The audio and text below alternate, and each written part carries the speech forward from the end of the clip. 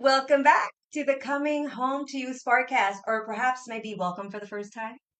This is a sanctuary for soul led women, healers, mamas, visionaries, and leaders ready to rise fully in their light. Every episode here is medicine, joy, healing, and the truth that will change how you see yourself forever.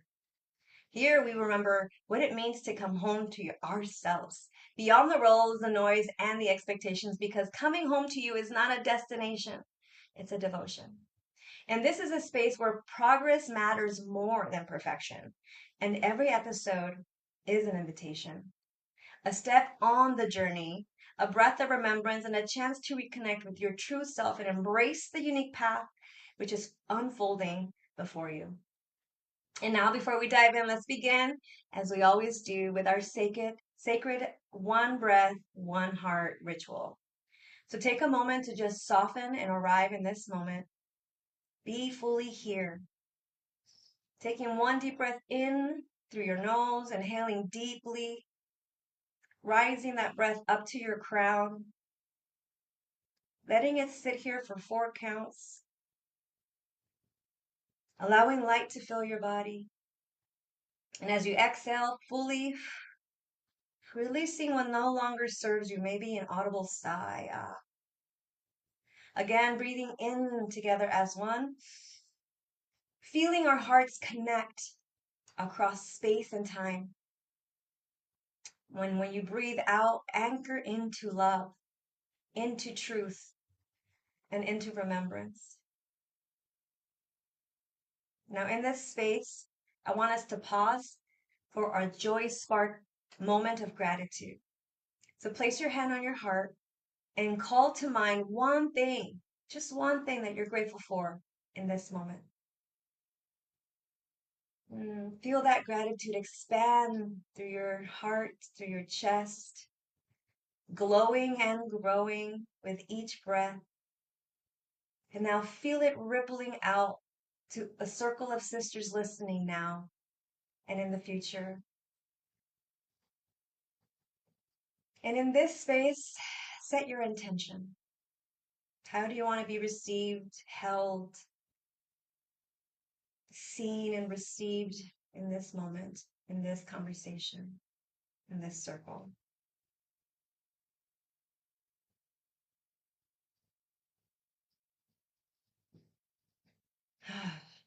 And with that, we are one breath and one heart, and we're ready to begin. Thank you. Sometimes I really get emotional when I do those. So, um, today I am truly honored and excited and blessed to welcome Donna Ambrose to the show. She is a bold, open, passionate leader, a traditional Chinese medicine practitioner and acupuncturist with over 2 decades of experience in the ancient art of healing. So, from acupuncture and herbal medicine to Qigong, Tai Chi, a lot of my favorite things here, and energetic food therapy, amazing. I want to hear more about that. Donna helps her clients and students return to balance by aligning with the body's innate wisdom and energy flow. Her philosophy is beautifully simple, yet deeply profound. When you create the right environment, the body naturally remembers how to heal itself. Magic. Welcome, Donna. So grateful to have you here. Yo, I'm so happy to be here. Thank you for having me. Yay. So let's just get right to it. Let's We get right to always it. start at the deep rooted beginning, when we ground ourselves in the truth, reclaiming our identity. And Donna, your journey in traditional Chinese medicine spans over several continents and decades. Can you take us back to what first drew you to this path and how that early calling shaped the healer and leader that you are today? Oh, early memories. Oh my goodness. It seems so long ago now. Yeah, it was like sometimes it feels like yesterday and sometimes it feels like forever. Do you ever experience that? True that. I feel like the days are long, but the years are short.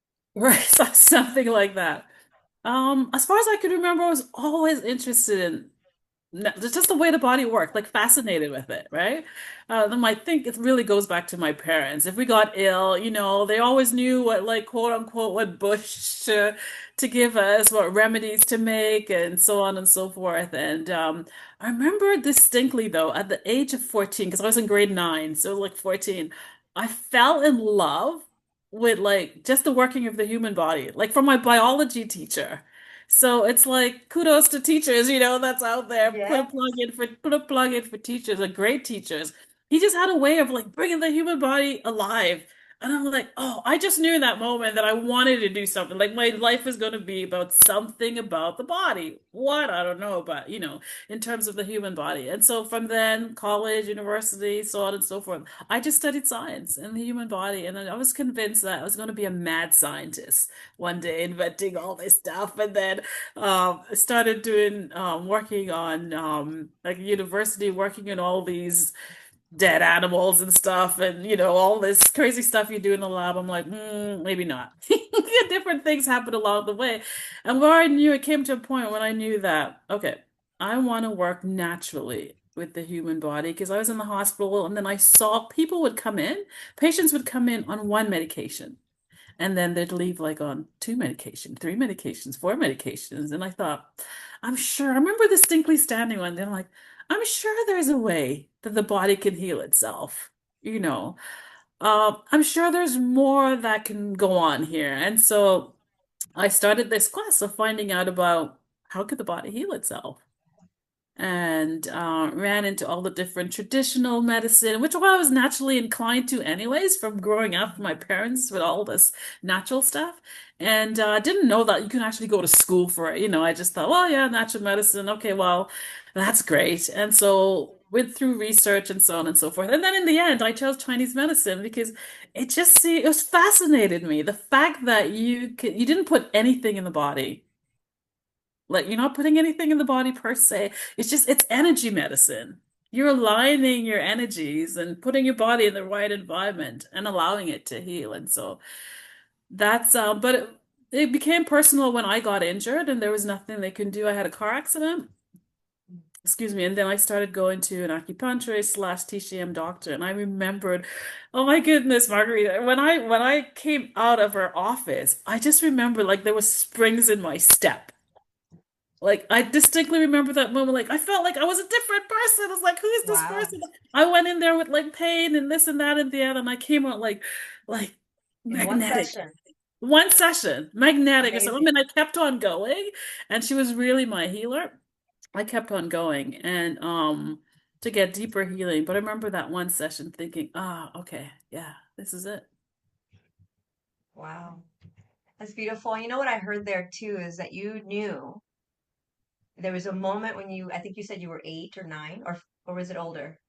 I was all Or grade nine. So that's where the nine came oh, about. I ninth was grade. 14, yeah, in grade ninth grade. Yeah. Okay. But what I heard there is like there are moments in our lives where we know what lights us up, what brings us so much intrigue and passion.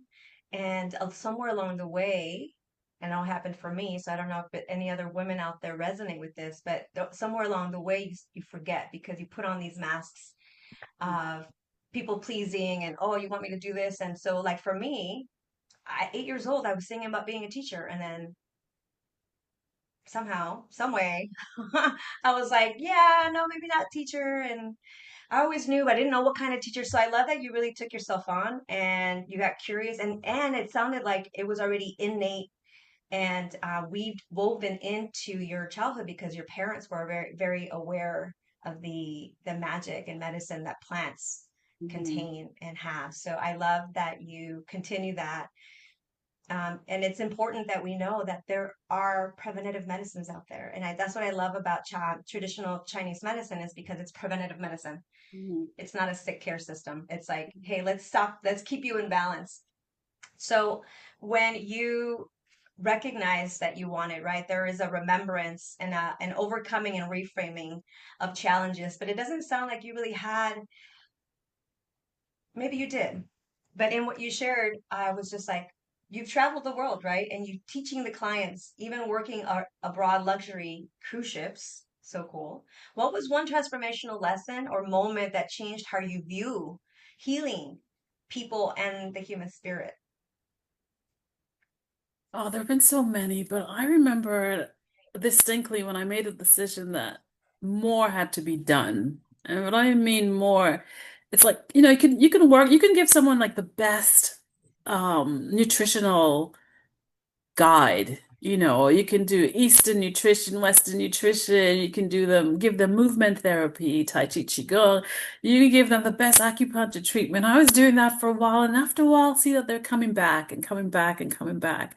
And then, you're thinking they're at a stage where they should be doing better, including myself as well, because I'm also taking treatments. And it's, oh, I should be better with this, and I should be better with that. And they'll come back. And I just remember one moment, when this lady came into my office. She's an older lady, and I thought at this point I had already had a clinic. And ordinarily I'll decide like which therapist will get the patient when they come in, but I knew distinctly that I wanted to see her. It was just something about her that I wanted to see her. She was just in so much pain, and I wanted to be able to handle her myself. And so what I realized in treating her and in that moment, I realized that a lot of what we're going through is highly emotional. And Mhm. if we can treat that inner trauma, that inner child, that emotional being, that we're quote unquote okay. That all the other external things that we're doing, the food that we're eating and the treatments that we're getting, um, it would be what would be the word? They'll be expedited, they'll be more efficient, they'll be better, you'd function better if you can actually also at the same time simultaneously attack the human spirit and bring yourself back alive with dealing with your emotion. It was just very pivotal. And from that moment, I started treating people on a energetic level from an emotional standpoint. Mm, And it made a world of difference. that's beautiful. Hmm. What I guess I want to go a little deeper on that because I think that you hit it right on the nose. Emotions are energy in motion. So when energy gets stuck and it gets blocked in your body, and so as an energy, that's what meridians are when you're working with acupuncture. What is the most common, two questions there. What is the most common stuck emotion? And is it always in the same place in an individual if it's that emotion of anger or grief? Let's start there. The most commonly stuck emotion I see is unforgiveness. Of self or And others or both? both. Mm, We're really hard on ourselves, especially as women. I've found in my years, men are not so hard on that's true. themselves. Men are just they're not as hard on themselves. They're not as judgmental on themselves either. They're not as comparative on themselves. You know, so forgiveness of ourselves and forgiveness of others. Or unforgiveness seems to be the block. Then, of course, there is there's anger. I see that a lot in our Mhm. culture. There's anger as opposed to other culture. Our culture, being North American culture, we have a lot Do of you think anger. do you think that anger comes from resentment or is it just full on anger? Or is it combination maybe? I don't even know. I don't know that I've even assessed it. It's just, it's so much. There's so much of it. I mean, we get like really upset if someone cuts us off Yeah. driving. It's like road rage. I remember in New York City one time, someone was coming at us with a baseball bat. Thank goodness the light change, because he thought that we'd cut him off. No idea about that. What? We cut you off? There's just so much rage about God knows Making what. Yeah, it sounds like we make things about ourselves We make when the half we the times that's not even about us, right? And where did you see that unforgiveness or that energy stuck? Did you find it that it was stuck in the same spot or did it vary from person to person?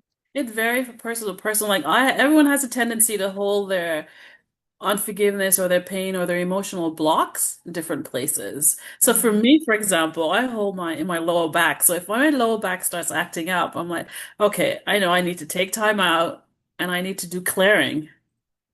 to declare I Mm. need to be still. And sometimes it's as simple as I need to do movement. I need to figure out what's going on. And I ask myself the hard question, what's going on here? What's happening? And I go into this whole thing, this whole ritual, right? And then I do my mirror exercises and I go through the whole thing. I feel better and then there's a release, right? So for me, it's Mm. my back. For some people, it's other places. Their neck tighten up, their shoulders. I didn't know that they were carrying a weight on their shoulders until they until they've released it, you know.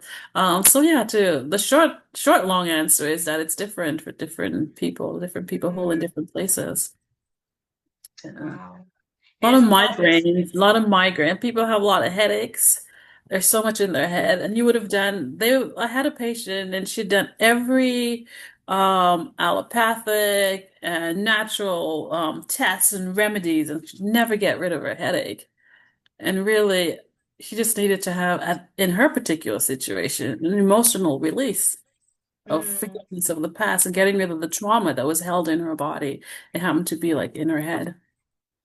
So would you say that when we experience pain, like headaches or intestinal issues, or my knee starts to hurt, or I constantly hurt my ankle, maybe it's the same ankle all the time, would you say that that is because of an emotional block there? I'd say yes. Yes. Unless you You just have had it. some kind of, like some acute thing happen, you go down the stairs and you trip, or like, you just twist your ankle or something. But chronic, long term, yeah, chronic Wow. long term, it's Chills emotional. all over my body because that obviously was truth. And I think that the more that we can listen to these things that come off woo-woo, the more that we can actually be responsible in our healing.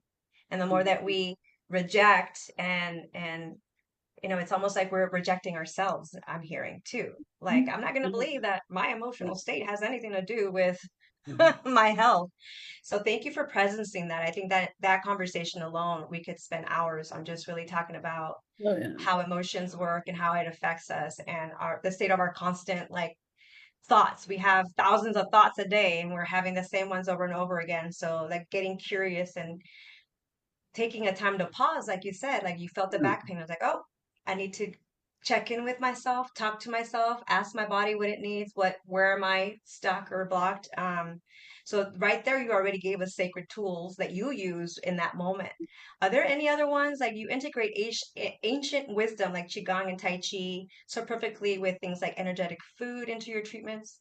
What are some other sacred tools or daily practices that our listeners today can use to connect with their body's natural rhythm and energy? Well, the biggest one for me really is stillness. Mhm. So we don't do it enough. Stillness in the sense like where we're actually pausing, like because we're on the go, we're on the hamster wheel, right? Because that's just our culture. There are other cultures where they're not on the hamster wheel. I've been in places where it's like, it's no problem, man, no problem. Everything is just slow going, they go with the flow. The sun's too hot anyways for them to be going fast, type of thing. In our culture here, we just always, always, always on the go, and we don't stop long enough. And if we do, we're just too tired. You just fall asleep. You're not really stopping in the way that you're being still. Stopping and stillness is different, right? We're not being Mhm. still long enough to ask us. So I'm really big on stillness. I do it a couple times in the day for sure. I do it in the morning. When I do my breathing. All 11 minutes of it. It just happened. 11 is not magical. It just so happened that the one that I do, I do a Wim Hof breathing where I Yeah, really yeah, get yeah. my exaggerated breaths and so on and so forth. So I do that. It's 11 minutes. There's no way I'm going to like start my day without breathing, without meditating, without prayer and reading something that's uplifted. Like for sure, I do my gratitude. I have so much of them and I just incorporate them. They seem like a lot, but it doesn't have to be. It's just, there could be minutes when I don't have a lot of time, but there are certain things that they're like non-negotiables. I call them Mm. non-negotiables. I did at the beginning of the year, I usually do like a non-negotiable, like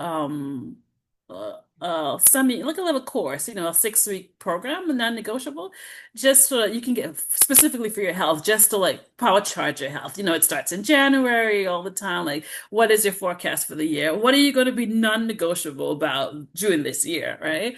And sometimes it could be as simple as like, I'm going to sleep. I am going to get up when the sun gets up and I'm going to follow the rhythm of life. You're talking about rhythm, and I am going to go down when the sun goes down. Well, in the winter, it might be a little bit crazy because like 3 o'clock, but you know what I mean. You're going to go to bed with a reasonable time. So sleeping, resting properly. There are endless little things that we can incorporate daily. We can, when we're still, we can actually be still intentionally. We're actually listening to our gut, listening, what are ones that I do? Oh, for sure, for sure, for sure. Simple ones that we all know about that we really don't necessarily do, like water. Mm, I mean, you could put your water around your house, so you don't have to talk about did I drink enough, did I not drink enough. Measure it out and put it around the place, and then just sip on it throughout the day. One of my non-negotiable for sure to get me back in rhythm, emotionally, spiritually, nutritionally, physically, otherwise. It's one that nobody wants to do, but it's so powerful because it's on every level and it's in every religion. Take a guess what you think it might be. Every religion does it. It works on the spiritual level. It works on the physical level. It works physiologically. It works. I mean, it I works was in. gonna say connecting with nature Well, or yes, movement. that's movement. Yes, for sure. But even one higher is not eating, fasting. Oh, I do that all the time. Surprised I didn't Yeah. say Fasting. Just taking a break, giving your digestive system a rest, giving all system a rest. And so that's when your body repairs apart from sleeping, right? Like when we sleep is when our body repairs. But like nothing would happen if you didn't eat for a day. Like nothing would happen, you That's know? true. I mean, you might be hangry, but other than Yeah, that, you're angry, yes. There's some medical condition, of course, you can't be careless. You want to have supervised because often people would say, "Oh, I'm diabetic. Should I?" You could diabetics do fast. You'll have to want to get supervised fasting and so on and so forth. But just for the general population, fasting just brings you to that higher plane.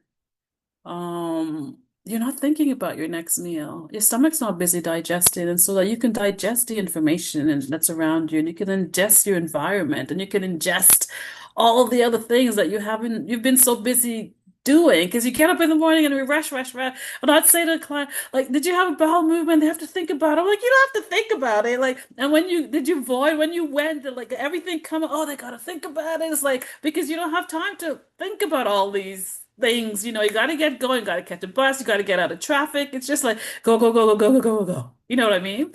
And so I always say just like stop long enough, like maybe not eat. And so like the time that it's going to take up for you to you could actually pay attention and digest other things that's happening around you and in your life.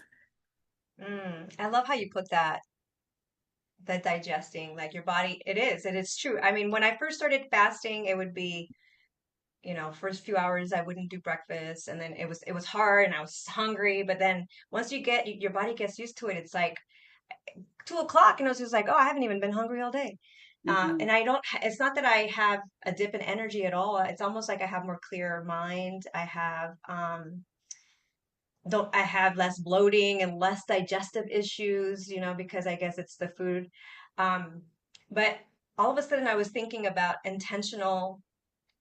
that energetic food therapy. Do you use energy like, because what I've been told, learning energy medicine, is you hold something you're going to eat. Let's say this cup of coffee that I drink almost every day.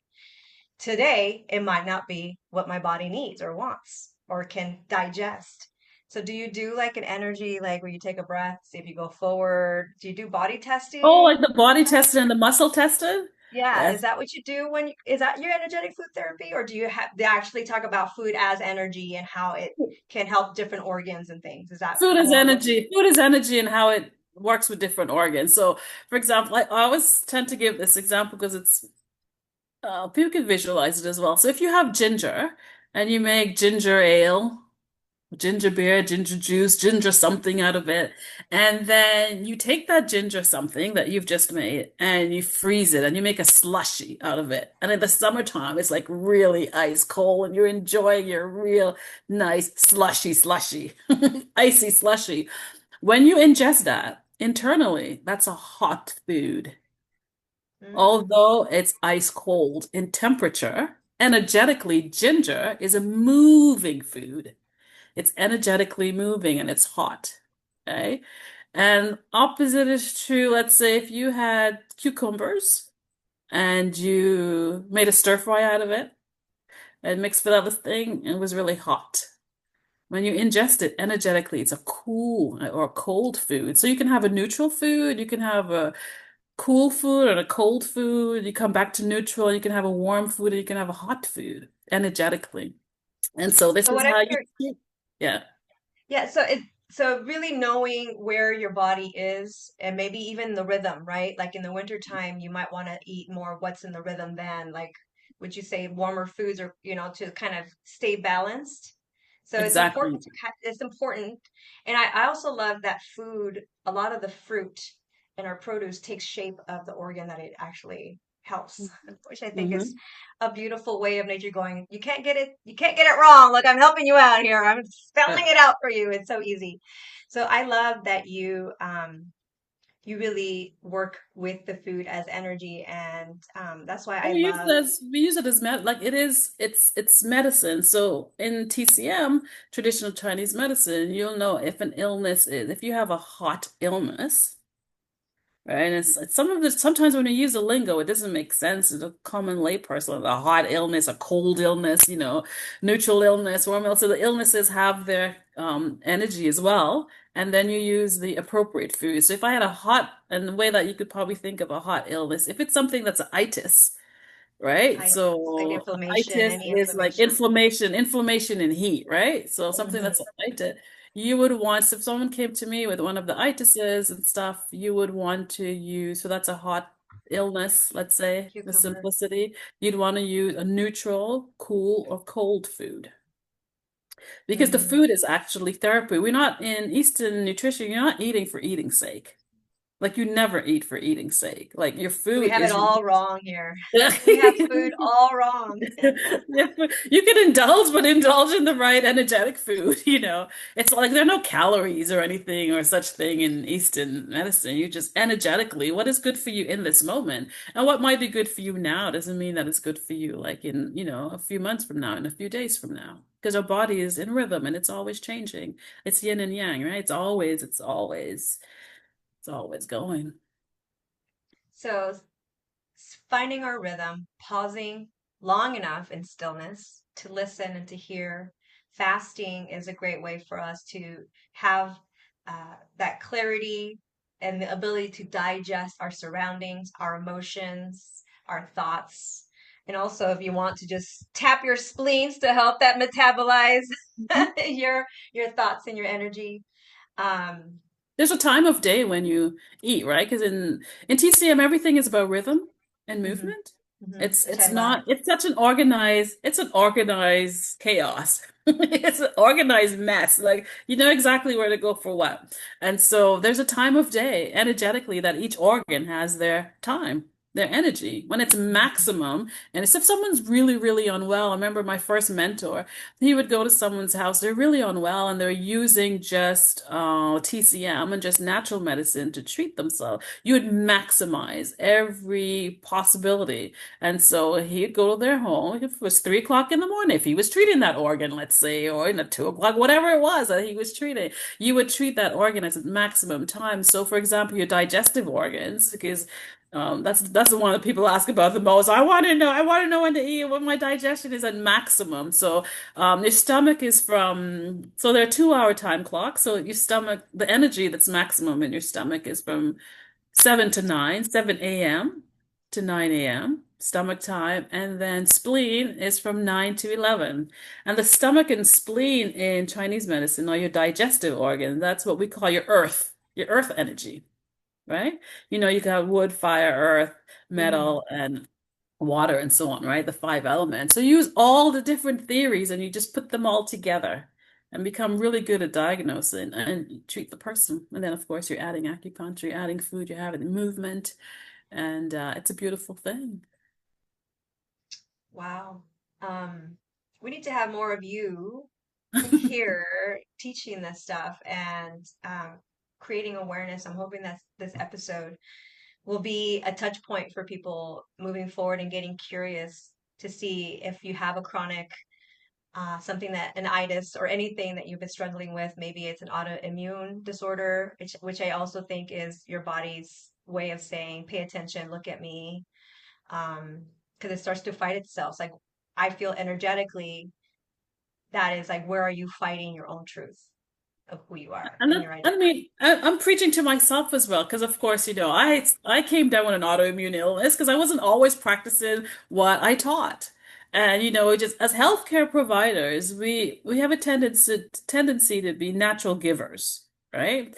And so, but the thing is, with that, we're always giving to someone else. We give into our clients, we give into our patients. Like we're all invested in their health and getting them better, be it for ego or just because of the love of it. Like you want to have a reputation that your clients are always getting better, or it could just be like the love of it. Oh, I just really so invested in you and I want to see you better. Whatever it is, we're just really giving, giving, giving. And sometimes we do this to the detriment of our own self as healthcare people. So my passion project, like I'm super passionate. Everything I do in the back of my head, it's in the background of like healing the healer, healing the practitioner. I have a whole burnout course just for like practitioners because we burn out. So I burnt out and I crashed and I developed an autoimmune illness that required surgery and I chose not to do it. And I'm still on, I've been healing, prevented surgery and still on the mend to like getting myself better to the point where, like my body would just be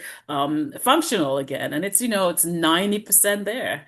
But yeah, we do burn out as well. We go, go, go all the time. So that's why I think you'd hear the undertone that I'm always talking about is stillness, right? Mhm. Yeah, Yep. being pausing long enough to actually take care of your own self is the spin on things, right?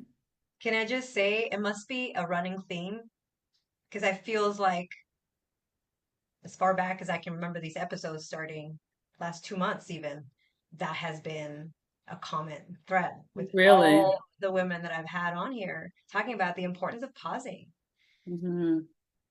Because you said it perfectly. It's like we're always on the go. It's almost kind of like if we stop, we're doing something wrong. My husband even says, I feel guilty just laying on the couch, resting, even though he only had 2 hours of sleep for the whole week. And he's been working 12-hour shifts 5 days in a row. And it's like, who says? Like, no one's going to come here and punish you for resting for an hour in the morning. Like, where is the guilt coming from? So, No culture. I know. And so I really hope that people take on this message. And if you've watched a few episodes already, like hear the message. And like Donna just said, like there are times when we know what to do, we just forget to do it for ourselves because we're always in the giving space. So just you know, if you want to be there and keep showing up for the people that you love, you get to take care of yourself because if you don't, then you won't be around long enough or healthy or in the space with the energy that it takes to continue what you're doing. So I really hope that everybody here listens to the message of the importance of really pausing and taking the time just to breathe, just to even feel the emotion that's rising within you without judging it and without criticizing it or making it right or wrong for any way. Just being in the space of presence is so Mhm. important. So thank you for that, Donna. And it's so important to surround yourself with people who are going to call you lovingly forward and to support you and to be a space to just hold space for you in those times. So much of your work really centers on teaching others self-care and balance.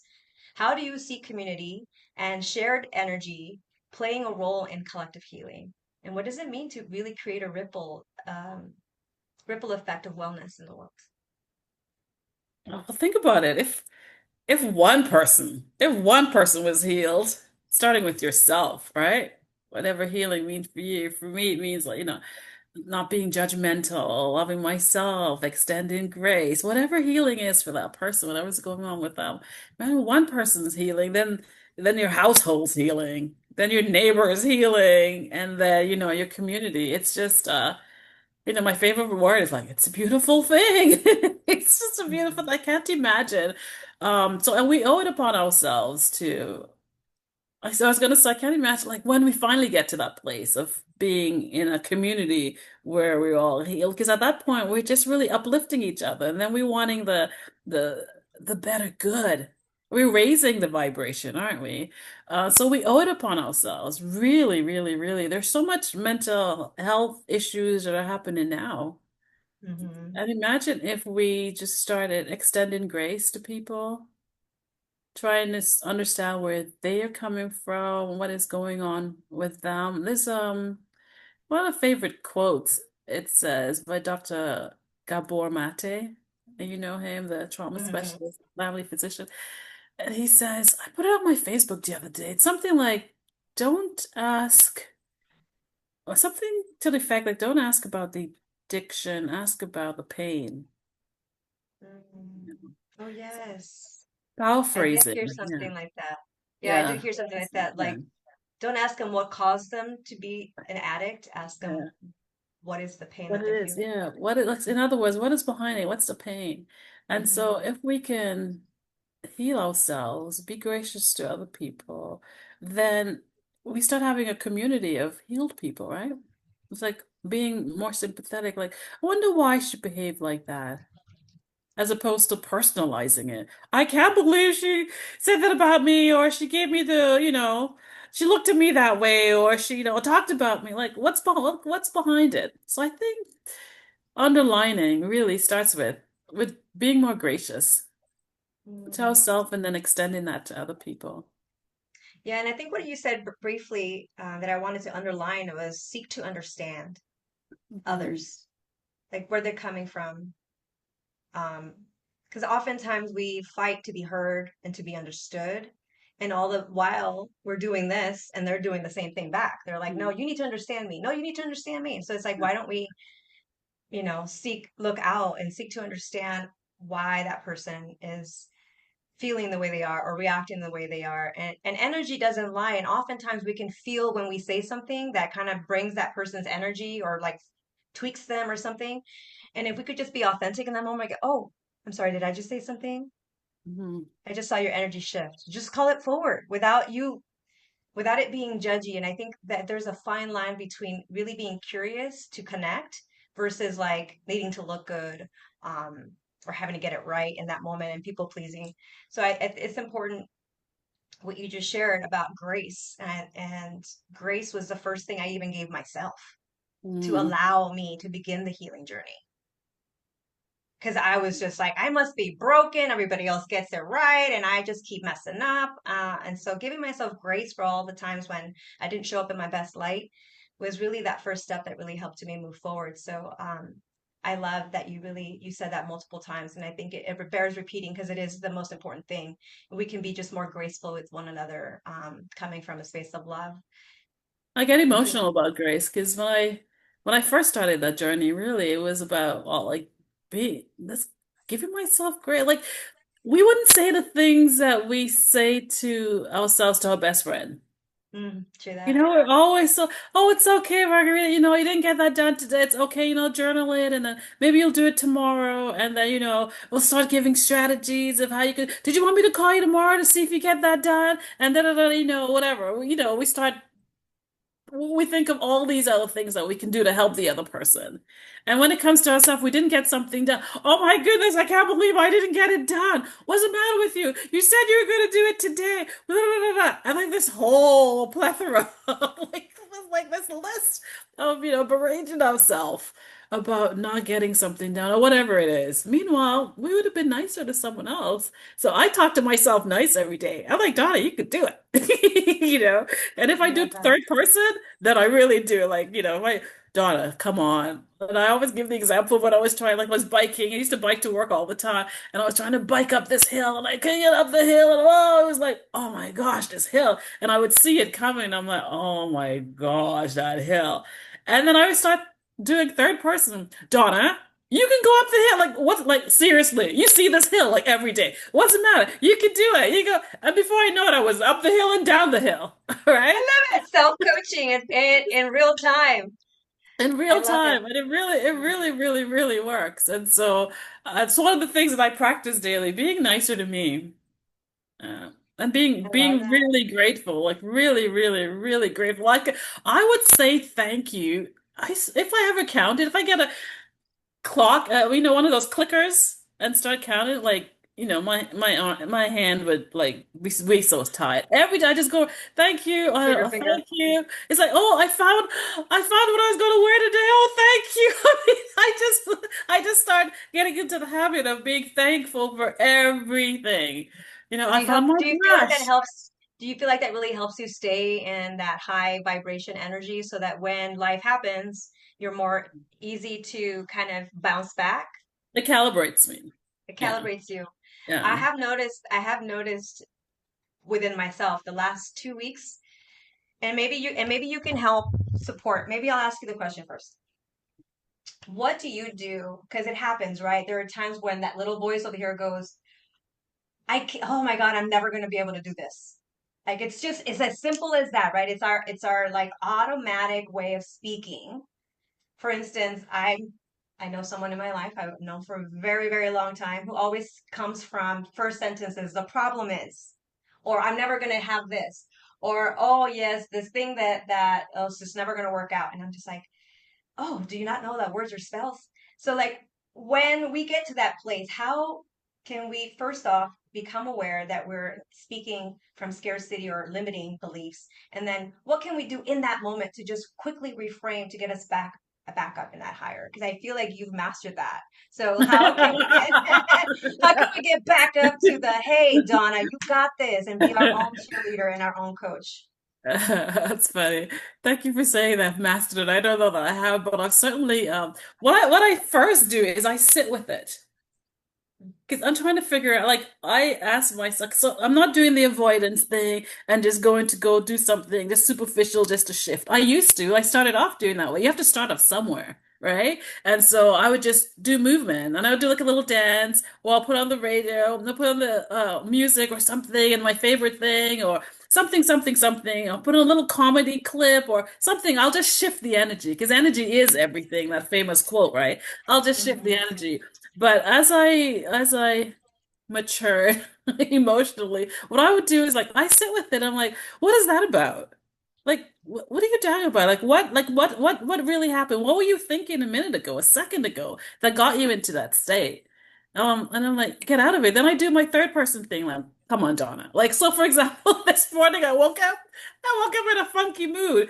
It rarely ever happens. It's like, I don't know, it's like one in a trillion or something. And I was annoyed at myself because I had a list of things to do that I didn't get to do yesterday, right? And I recently started back owning my own clinic again, and I wanted to be staffed by a certain timeline, and it didn't happen. It's just like it's going slower than I thought. So, I just woke up, was like really frustrated, and I'm like, wait a minute, what? I mean, all this happens in seconds now. It used to be like maybe hours before, like days. It goes from like days to like hours. Now it's like minutes to like seconds, And I snapped out of it. I'm like, did you ever own a clinic before? Yeah. Did you staff it before? Yeah. Is it going to happen? Yeah. Can you do this? Yeah. Did other people do this? Yeah. Are there people that you can ask for help? Yeah. Like, what's the problem? It was that simple. So I'm talking myself out of it, sitting with the emotion. Why did that happen? Why did you wake up funky? As opposed to, I just woke up funky and now I got to do my ritual to get out of it. I questioned it. And so it's more sustaining and it's more meaningful. And then I went into my ritual. I did my breathing. I did my reading. I read every day. It has to be, something positive. Then I read my Bible. Then I did my meditation. Then I did my prayer. And then I started my day. And I did my water, my whole routine. I have a morning routine. It's like from like 15 minutes to 2 hours, depending on my time, right? So I went into my routine and nothing like I forgot. It's like residual. And I'm only talking about it now because I'm giving that example. It's not even in my self, not even in my frame anymore. See, that's why I said that you mastered it. And what you said there was that it used to take you days, months, and I mean, I think for me, it took me 10 plus years to like get over something, right? That I needed to be right about.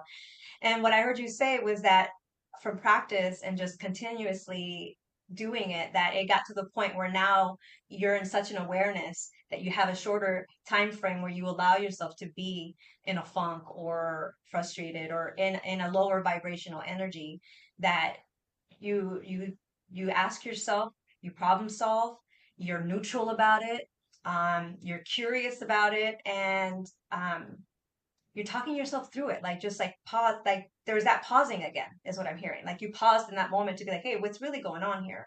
Is it really, I'm frustrated that is that going to happen?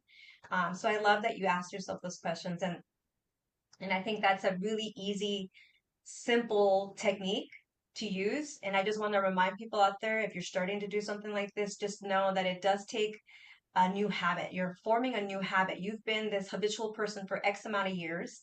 And so this creating a new habit does take time. It does take forethought and awareness. And it's a new skill. It's like a muscle that you get to train. So just give yourself grace. Like she said, give yourself grace and don't be judgmental in the process. Yeah, it's Yeah. taken me literally about 7 years. I'm thinking back now from like thinking, you know, thinking about something, thinking about it, thinking about it, thinking about it, to the point where now I don't think about it. Like I just, I reframe and I ask myself a positive question. I said, when I did my visualization right after that, I'm like, I saw my clinic staff. Imagine what it would be like when my clinic is fully staffed. And I had my whole thing down in my head, what it was going to be like, how that day was going to be like when I did my open house, like the whole thing, right after that. And it was over with and done. I'm like, next. Love it. Yeah. I love it. So, Donna, for those of us who are listening who are really feel called to learn more about your work, maybe even sign up to work with you, or they want to just maybe talk to you about something that opened up during this conversation, where can they find you and your offerings? The one-stop shop, the easiest place to find me would be at my website, ambrosewellness.com. Um, Of course, I'm on social, Facebook, Donna Ambrose, and yes, ambrosewellness.com. And you can you book in some time with me, have a free connection there. There's a connection section there. Let me know what it is that you want to talk about. I do free half an hours, oftentimes like 15, it used to be 15 minutes, 20 minutes. And now I'm just like, like super gracious with my time, because I realize that it sometimes takes more than 15, 20 minutes to get to the nuts and bolts of what it is. So I do a free half an hour session. And on that site, there is, as well as on Amazon, I want to talk about it from the standpoint of this a health journal, from the standpoint of being accountable, right? We talked about, looking for, or as a culture, we often talk about looking for happiness and accountability outside of ourselves. And I'm a firm believer that we could be accountable to ourselves. Like my thing was accountability, and I have to always get these coaches to keep me accountable. And to some extent, I still do now on a different level, on a higher level, right? But basic things that we can do, be accountable for yourself. So keep a journal. Like I have this Reignite My Health journal. It's hard to see on here, but it's on Amazon. Actually, it was called Reignite Your Health. Can you see that? And then I scratched it out and it's like Reignite My Health. And I repurposed it. I recreated the cover. And that's Amazon. And the subtitle says, Rediscover your energy and empower your soul on the path to wellness. And literally, all it is, it's being accountable to yourself. Because whenever I have a client, my clients will tell you, one of the things that Donna make us do is homework. You make us do homework, and they're like, it's not school. I know. I said, I know, but if you don't write it down, you can't track it, Write down what you're Can't track eating, how it. you're feeling, do all that. So I make them do their journal. So this is just like, as a result, because I do my journal, and then I have journals all over the place. I thought, why don't I put it like in one place, where it's accessible, and if they don't want to go get their own journal, they can just purchase it. And so there's different section. It starts off and it says, today and there's different section. It says, I nourished my body, I fed my mind, and my spirit soared. And on each section, there's things that you can do for each. So, for example, if you were nourishing your body today, you'll just check off. It's a checklist. It says, I drank my water, and it'll tell you how much water. It says, did I drink half my body weight in water? And if you did, you go check. And it said, I had at least one home cooked meal today. And if you did, you so check. And then it says, I moved my body today. If you moved your body today, you put check. And that's a section for nourishing my body. Then there's a section for feeding my mind. And it said, did I read 15 minutes today? Check. Did I deep read today for 5 minutes at least? Check. And did I journal a minimum of 15 minutes? Check. And under the spirit, it says, did I meditate? Did I pray? Or was I still today? If we did, Mm. check. If I connected with friends or loved ones, check. And if I walked outside in fresh air, check. Right? So that's on the spirit. And then there's a whole section where you just write in for yourself what you did. And that's it. And every day you do the same thing for 90 days and you just keep track of it. And it's being accountable to yourself. I You don't have love to get that. you don't have to get a coach for that. You get a coach for something else, you know. Yeah. And so, why do you think it's so important to track something like that? First of all, our brains are too busy. We think we drank our water, we think we did this, and we think we did that, and we didn't. That's one simple Mm. reason. And the other thing is if it's not, and then we're visual beings, right? The majority of us, and if we see it, we'll do it. And then we don't like to let ourselves down. Mm. Although we do, because when we do, we feel horrible, don't we? Yes, you do. So by not wanting to let ourselves down, if we say, I'm going to do this today and it's just there and I see it and I didn't get to check off anything, I get so bummed. Guess what? I have to do something before I go to bed. If I ever had a day when I didn't do anything, I'm like, oh man, like, so I don't beat myself up if it doesn't happen. If I'm supposed to drink half my body weight in water today and I didn't do it, I'm like, I just take a mental note and tomorrow, okay, well, you just improve every day, you improve. But if I look and oh, I didn't move my body. Like I didn't move it enough. I have done sit-ups on my bed before I go to bed. I have done push-ups because I'm like, so we don't want to disappoint ourselves if we say that we're going to do something. It just takes us down and our spirit's not good and the energy sucks. So just you Mm. could just like one thing to lift your spirit up. If you say you're gonna do it, write it down, keep track, and it's just overall so much better. And it's a simple little thing, isn't it? It is Simple little simple. thing. It's so I go to the simple. dollar store and buy a book. I have tons of them. You don't even want to see my you just don't actually want to see my I'll take you your don't word for want there is, it. I'll take a picture and send it to you after. There is a book about everything and they're color coded. So go to the dollar store and get a book, color code them. One's for my food. Did I nourish my body properly this week, this month, this whatever? What am I eating? Because we think we're eating good. Hmm. But if you're eating good, your food will reward you. You wouldn't be bloated right after. Or you wouldn't feel like your energy's dropping or your blood sugar levels drop. You know what I mean? So when we write it down, we really are laser focused about it. Yes, I love it. Uh, so unfortunately, this call is coming to a close already. It So went by quickly. I know the final invitation is for our listeners, and it's about finding the home within. So, for the listeners who may feel disconnected from their bodies or overwhelmed by life, what empowering reminder would you leave them with about coming home to their inner harmony, their inner wisdom, and trusting their body's innate wisdom to heal? Your body's innate wisdom. You know, we always know what to do. Mhm. We just don't do it because sometimes it's not what we want to do.